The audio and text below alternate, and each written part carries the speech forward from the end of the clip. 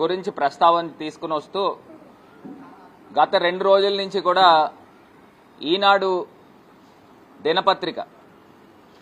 దినపత్రికలో జనగణన అందులో కులగణన గురించి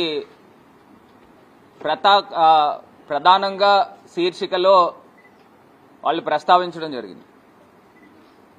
ఇవాళ జనాభా ఓసీలు ఎంతమంది ఉన్నారు, బీసీలు ఎంతమంది ఉన్నారు, ఎస్సీలు ఎంతమంది ఉన్నారు, ఎస్టీలు ఎంతమంది ఉన్నారు, ఇందులో ఎంత దారుణంగా ఈనాడు పేపర్ విషం కక్కుతున్నారనంటే నేను అందు గురించి అంటాము.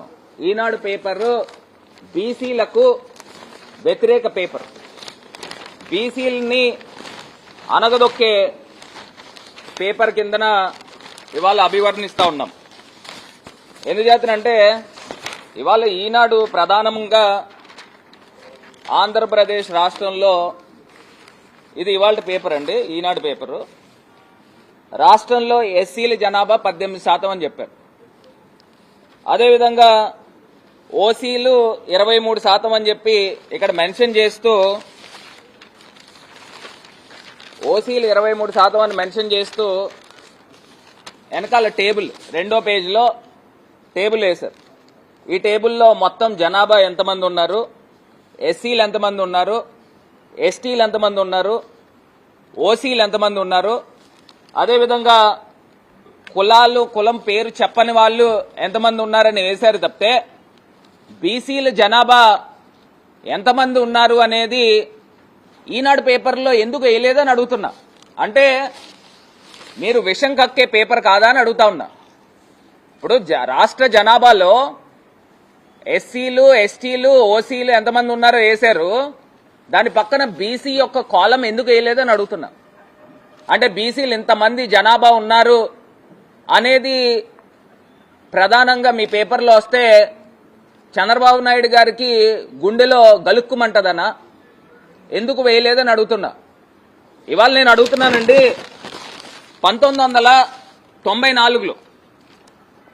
1994లో మురళీధర్ కమిషన్ అని ఆ కమిషన్లో ఇచ్చిన రిపోర్ట్ ఏంట్రా అంటే 52% పైచీలకు 94లోనే బీసీల జనాభా ఉన్నారని చెప్పి తేల్చారు.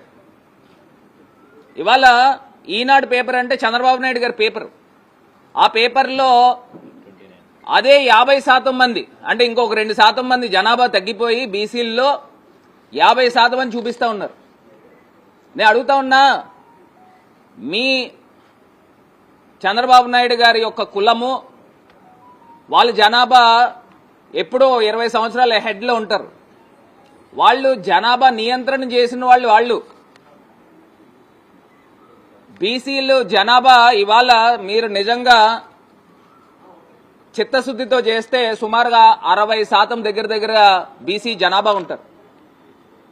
ఇవాళ చంద్రబాబు నాయుడు గారి యొక్క పత్రికలో 50% 2% తగ్గించేశారు. తగ్గించేసి ఇవాళ చూపిస్తా ఉన్నారు. ఎంత అన్యాయంగా బీసీల పైన అక్కస్సుతో వెనకబడిన కులాలనంటే అక్కస్సుతో ఇవాళ చూపిస్తా ఉన్నారు. ఇంకొక అంశం కూడా, ఇది నేను బోగస్